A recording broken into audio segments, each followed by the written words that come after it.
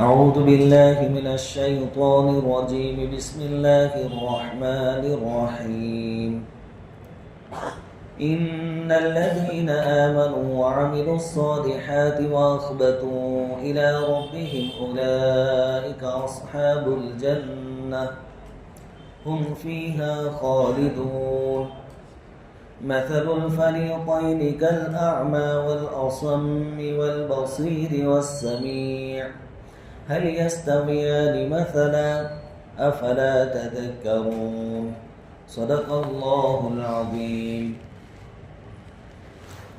سورۃ ہود کی آیت نمبر 23 اور 24 کی تلاوت کی گئی ہے.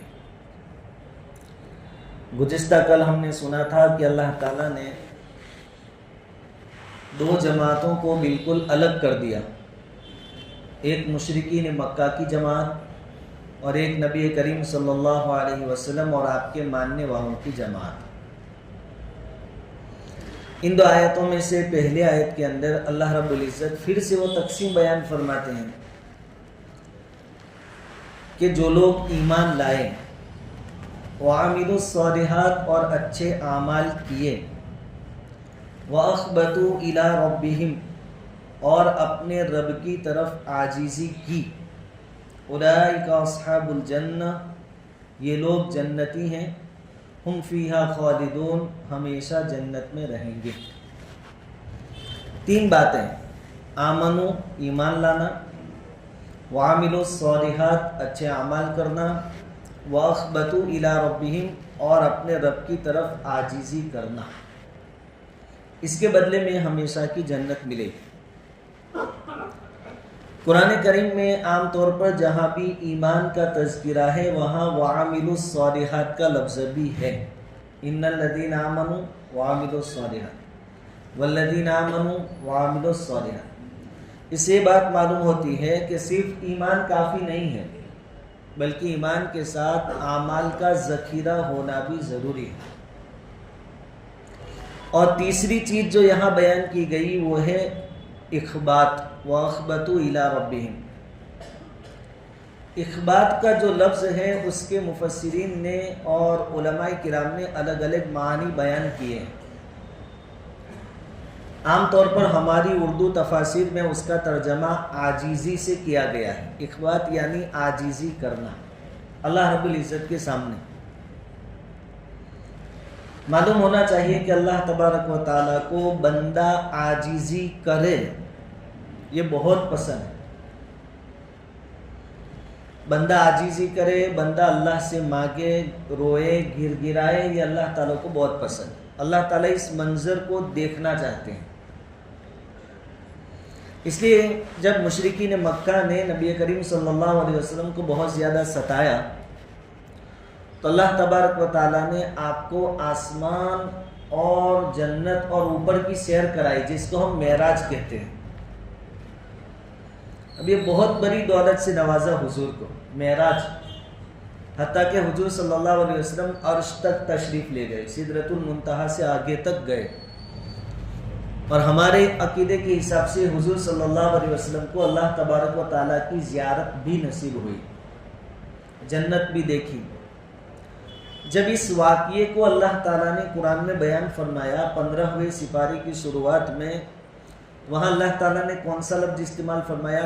سبحان الذی اسری بعبدہ. پاک ہے وہ ذات جو اپنے بندے کو لے چلی، بندے کو بعبدہ. حالانکہ قرآن میں الگ الگ مقامات پر حضور صلی اللہ علیہ وسلم کی الگ الگ صفتیں بیان کی گئی ہیں. یہاں خاتم النبیین بھی کہا جا سکتا تھا، نبیوں کا سردار بھی کہا جا سکتا تھا. یعنی اللہ تعالیٰ یوں بھی کہتے کہ میں نے خاتم النبیین کو معراج کرائی.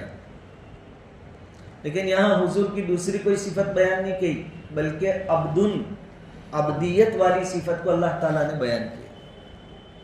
اس سے علماء فرماتے ہیں کہ اللہ تعالیٰ کو عبدیت بہت پسند، یعنی بندہ بن کر رہے یہ بہت پسند.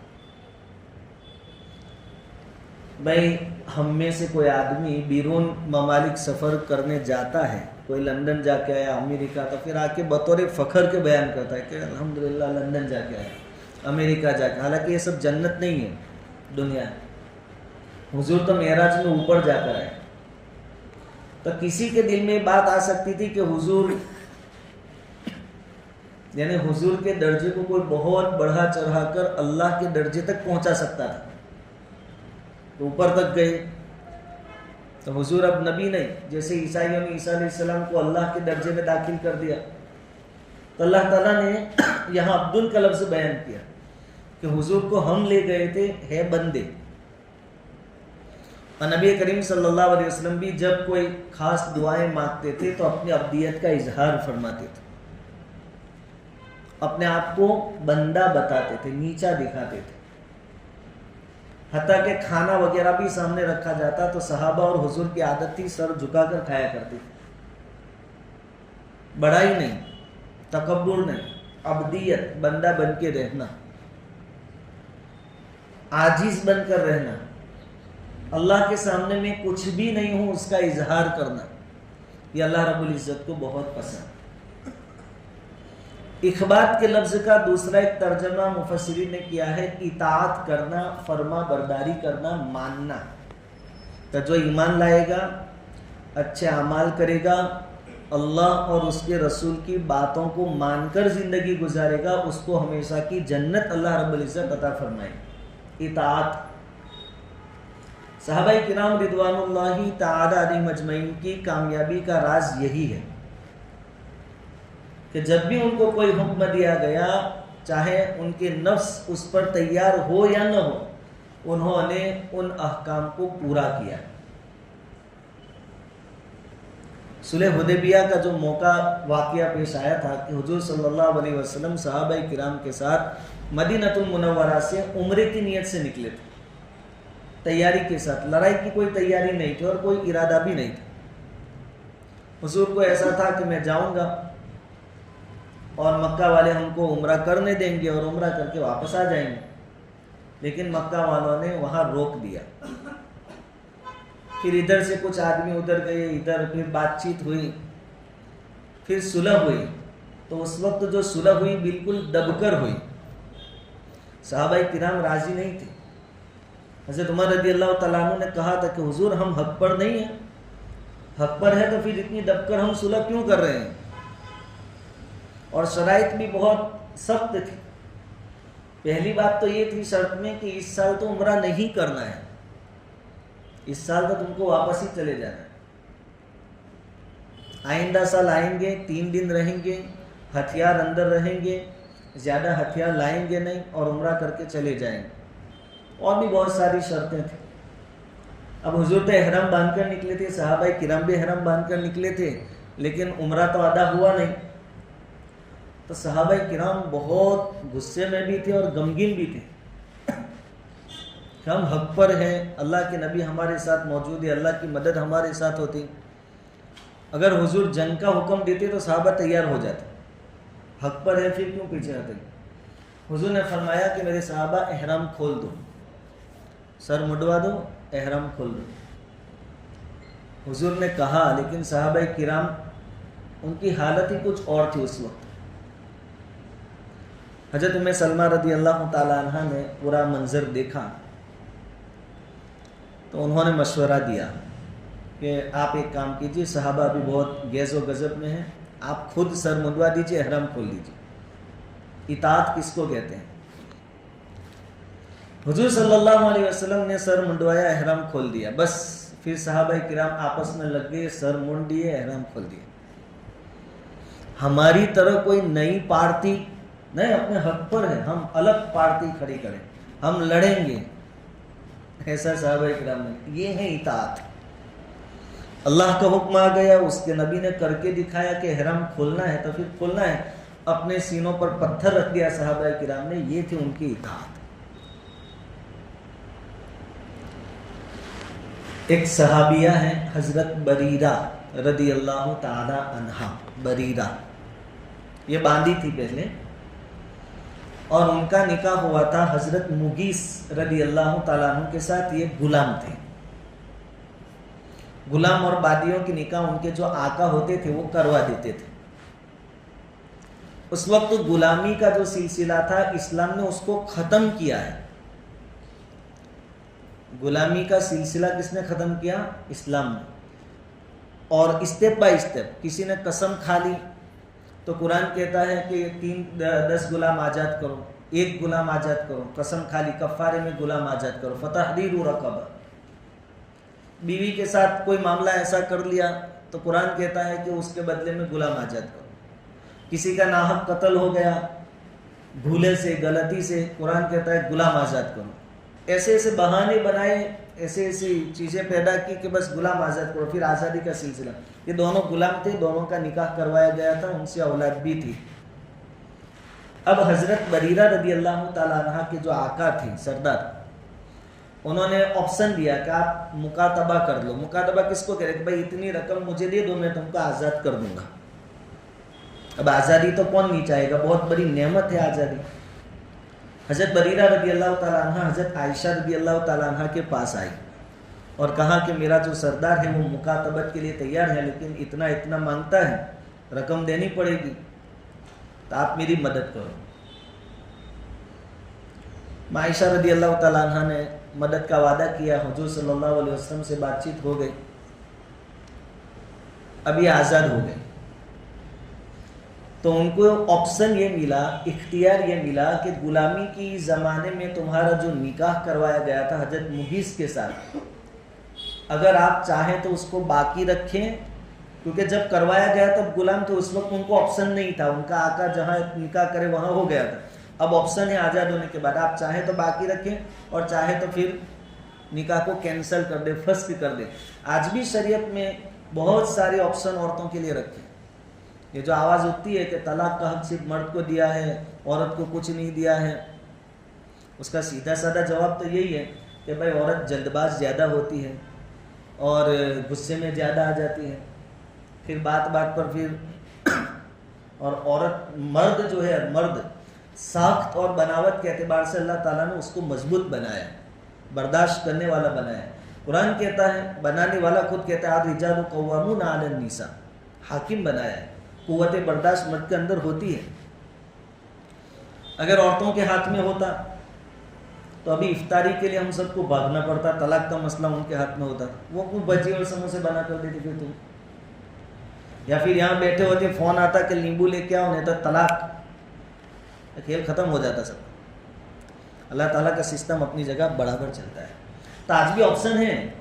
ایک صحابیہ تھی، ان کا نکاح ایک صحابی سے ہوا تھا. وہ حضور کے دربار میں آئی، کہا کہ حضور یہ بہت اچھے آدمی ہیں، نیک ہے، لیکن میرا دل نہیں ملتا ان کے ساتھ، مجھے اچھا نہیں لگتا. یہ میرے حقوق بھی ادا کرتے ہیں، بہت اللہ والے ہیں، صحابی ہے، پھر دینداری کا تو مسئلہ کیا پوچھنا. حضور نے کہا تم کیا چاہتے ہو؟ کہ حضور میں ان سے چھوٹا چھیڑا چاہتی ہوں. تو حضور نے کہا کہ دیکھو، جو نکاح کے وقت انہوں نے مہر میں تم کو باغ دیا تھا، گارڈن، وہ واپس کر دیں گے؟ کہا حضور میں کر دوں گا. تو پھر حضور صلی اللہ علیہ وسلم نے دونوں کا نکاح فسخ کروا دیا. عورت کے پاس آپشن ہے. آج بھی شوہر سے نہیں جمتا ہے، مناسب عذر ہے، کتابوں میں وہ عذر لکھے ہیں کہ کیا کیا عذر پر عورت طلاق لے سکتی ہے. یہ بات اپنی جگہ ہے کہ بغیر عذر کے عورت طلاق لینا چاہے تو بہت بڑا گناہ ہے، لیکن کوئی مناسب ریزن ہے، عذر ہے، تو عورت سامنے سے طلاق لے سکتی ہے. تو انہوں نے جب آپشن ملا حضرت بریرہ رضی اللہ تعالیٰ تو کہتے کہ نہیں، مجھے ان کے نکاح میں نہیں رہنا ہے. اب حضرت مغیث رضی اللہ تعالیٰ عنہ کی ان سے محبت بہت تھی اور ان سے اولاد بھی تھی، تو بیچارے ان کو سمجھا رہے تھے. حضرت عبداللہ ابن عباس رضی اللہ تعالیٰ عنہما سے روایت ہے، بخاری، مسلم، ابو داؤد شریف سب کے اندر. عبداللہ ابن عباس کہتے ہیں کہ میں اس وقت چھوٹا تھا، میں اپنی آنکھوں سے دیکھتا تھا کہ مغیث بریرہ کے پیچھے مدینہ کی گلیوں میں پیچھے پیچھے جاتے تھے اور روتے جاتے تھے، سمجھاتے جاتے، بریرہ بریرہ مجھے چھوڑ کے مت جاؤ، میرے نکاح میں رہو. اور بریرہ کا دل ان کے ساتھ ملتا نہیں تھا. تو عبداللہ ابن عباس کہتے کہ میں نے ان کو روتے اور گلیوں میں چکر لگاتے دیکھا ہے. بھائی عشق جہاں ہوتا ہے وہ چکر، وہ پہلے زمانے میں ایسا عشق ہوتا تھا چکر والا. اب تو موبائل میں سب چکر کا بھی مسئلہ نہیں آتا، آگے کے چکر چالو ہو جاتے تھے. تو عبداللہ ابن عباس کہتے کہ میں نے تو دیکھو، صحابہ کرام کی زندگی میں اپنے بیویوں سے محبت بھی تھی، ان کی اپنی پرسنل لائف تھی. ایسا نہیں تھا کہ صبح شام بس تسبیح اور تلوار لے کر بیٹھے رہتے ہو کہ یا تو تسبیح پڑھیں گے یا پھر تلوار لے کر لڑنے نکلے. ایسا نہیں تھا، اپنی فیملی لائف ان کی تھی. خیر جب ان کی حالت کے بارے میں حضور صلی اللہ علیہ وسلم کو پتہ چلا، حضرت عباس رضی اللہ تعالیٰ عنہ اور حضور کو بات چیت ہوئی آپس میں، تو حضور صلی اللہ علیہ وسلم نے فرمایا کہ بریرہ کو اپنے فیصلے پر ریویو لینا چاہیے، پھر سے سوچنا چاہیے۔ جب مغیث کو اتنی محبت ہے اور ان کے بچوں کی ماں بھی ہے تو اپنے فیصلے پر پھر سے سوچنا چاہیے۔ خیر یہ بات حضرت بریرہ کے پاس پہنچی، وہ حضور کی خدمت میں حاضر ہوئی۔ اصل جو بتلانا ہے وہ یہ، آ کر حضور سے پوچھا کہ حضور آپ کا حکم ہے یا صرف مشورہ ہے؟ ان کے نکاح میں رہوں یا آپ کا حکم ہے یا مشورہ ہے؟ اگر حکم ہے تو میں تیار ہوں، چاہے میرا دل نہیں چاہتا اور نہیں مانتا۔ حکم ہے تو یہ حکم کے سامنے جھک جانا، اطاعت اس کا نام۔ اور اگر مشورہ ہے تو چونکہ مشورہ ماننے کا سامنے والا پابند نہیں ہوتا ہے، تو حضور نے فرمایا کہ نہیں میرا حکم نہیں ہے، میرا مشورہ ہے۔ تبھی حضرت بریرہ نے کہا کہ مجھے ان کے ساتھ نہیں رہنا ہے۔ تو دونوں باتیں آ گئی، اطاعت کہ اگر آپ کہیں کہ میرا حکم ہے تو پھر اپنے ڈیزائر، اپنی چاہت کو میں قربان کر دوں اور مغیث کے ساتھ زندگی گزار دوں، زندگی تو ختم ہو جائے گی، یہ اطاعت۔ تو ایمان ہے، یہ والے اعمال صالحہ ہیں اور یہ صحابہ کرام جیسی اطاعت گزاری ہے، تو اللہ تعالیٰ فرماتے ہیں کہ تم کو ہمیشہ کی جنت ملے گی۔ یہ تین چیزیں۔ اور اس واقعے سے ایک بات یہ بھی ہمیں معلوم ہوئی کہ بھائی کسی کو ہم مشورہ دیں پھر وہ ہماری بات قبول نہ کریں تو بھی آدمی کو برا لگنا نہیں چاہیے۔ دعوت و تبلیغ میں روزانہ مشورے ہوتے ہیں، پھر آپ چھوٹی بات لے کر بیٹھ جاؤ کہ میری بات نہیں مانی، جیسا کہ منافقین نے کیا تھا غزوہ احد کے موقع پر، کہ حضور نے مشورہ لیا کہ بھائی یہاں مدینہ میں رہ کر لڑنا ہے کہ باہر جا کر مقابلہ کرنا ہے۔ تو نوجوان صحابہ جو بدر میں موجود نہیں تھے اور انہوں نے شہادت کی فضیلتیں بہت سن رکھی تھی، انہوں نے کہا کہ ہم باہر جا کر مقابلہ کریں۔ اور یہ جو منافقین تھے ان کی رائے کیا تھی کہ ہم یہاں اندر رہ کر، اور بعض اوریجنل صحابہ کی رائے بھی یہ تھی کہ اندر رہ کر ہم مقابلہ۔ پھر فیصلہ ہو گیا، حضور صلی اللہ علیہ وسلم نے ہتھیار بختر وغیرہ پہن لیا اور فیصلہ ہوا کہ میدان میں جا کر مقابلہ کریں گے۔ تو منافقین آدھے راستے سے اس کو مدعا بنا کر واپس لوٹ آئے کہ ہماری بات تم نے نہیں مانی، ہمارا مشورہ تم نے مانا نہیں، ہم نے کہا تھا اندر رہ کر لو، لڑائی سے پہلے واپس آ گئے تھے۔ تو اگر کوئی ہمارا مشورہ نہ مانے تو اس کی مرضی ہے، مانے تو ٹھیک، نہ مانے تو کوئی پرابلم نہیں، اس کی لائف ہے، اس کی زندگی ہے۔ تو اطاعت اس کا نام کہ اپنی چاہت، اپنی خواہشات سب کچھ شریعت کے حکم کے آگے قربان کر دیں۔ یہ تین چیزیں ہوگی، ایمان، عمل صالح اور اطاعت، تو اللہ رب العزت ایسے لوگوں کو ہمیشہ کی جنت عطا فرمائے۔ اور اس کے مقابلے میں مشرکین مکہ میں کیا تھا؟ تکبر، بڑائی، اناد، ضد، حد دھرمی، ایک بالشت جھکنے کے لیے تیار نہیں تھے مشرکین مکہ۔ قرآن اتر رہا تھا، اللہ کے نبی موجود تھے، لیکن نہیں مانا۔ اور تکبر، کتنا تکبر کہ غزوہ بدر کے موقع پر جب ابو جہل، جس کو 2 بچوں نے شکار کیا اور بالکل ٹھنڈا کر دیا، زخمی کر دیا اس کو، اور آخری وقت تھا، لڑائی ختم ہوئی، نبی کریم صلی اللہ علیہ وسلم نے صحابہ کرام سے پوچھا کہ کوئی ہے کہ ابو جہل کی خبر لے کر آئے کہ وہ کس پوزیشن میں ہے؟ تو حضرت عبداللہ ابن مسعود رضی اللہ تعالیٰ عنہ گئے، پہنچے تو دیکھا کہ خون میں بالکل ڈوبا ہوا ہے اور ٹھنڈا ہو گیا ہے، آخری وقت، ابھی زندہ ہے، کچھ سانسیں باقی ہیں۔ تو عبداللہ ابن مسعود رضی اللہ تعالیٰ عنہ نے اس سے پوچھا کہ تو ہی ابو جہل ہے؟ تکبر دیکھے کیا کہا اس نے کہ میں ہی ہوں، اور مجھ سے بڑے کسی آدمی کو آج تک تم لوگوں نے قتل کیا ہے؟ آخری وقت میں کہتا ہے مجھ سے بڑے آدمی کو تم نے یا تمہاری قوم نے کوئی دن قتل کیا ہے؟ اور آگے کیا کہتا ہے کہ میں تو سپاہی ہوں، اور سپاہی لڑائی کے میدان میں ہی مرتے ہیں، وہ گھروں میں نہیں مرتے، سپاہی لڑائی کے میدان میں مرتے ہیں۔ افسوس اس بات کا ہے کہ میں ایک کسان کے ہاتھوں مارا گیا، میں یہ چاہتا تھا کہ کسی بڑے آدمی کے ہاتھوں مارا جاتا۔ یہ ان کا تکبر تھا۔ آخری وقت ہے، دنیا سے جا رہا ہے، لیکن افسوس کس بات پر ہے یار کسان کے ہاتھوں مارا گیا. لوگ جب میری بات نکلے گی تو کیا کہیں گے کہ چرواہوں نے مارا, کسانوں نے ان کو مار دیا. مجھے اس بات کا افسوس رہ جائے. اور تفسیر کبیر کے اندر تو یہ بھی لکھا ہے کہ اس نے کہا کہ میری گردن ذرا اوپر سے اس طرح کاٹنا کہ ذرا اونچی دکھے. یہ بڑا ہے گردن مرنے کے بعد بھی کہ اس طرح کاٹنا کہ اونچی دکھے دوسرے لوگوں کو, تمہیں سردار ہوں. تو ایسے لوگوں کا ٹھکانہ ہمیشہ کے لیے کیا ہے؟ جہنم ہے. تو آج کا ہمارا مین سبق ایمان ہو, اعمال صالحہ.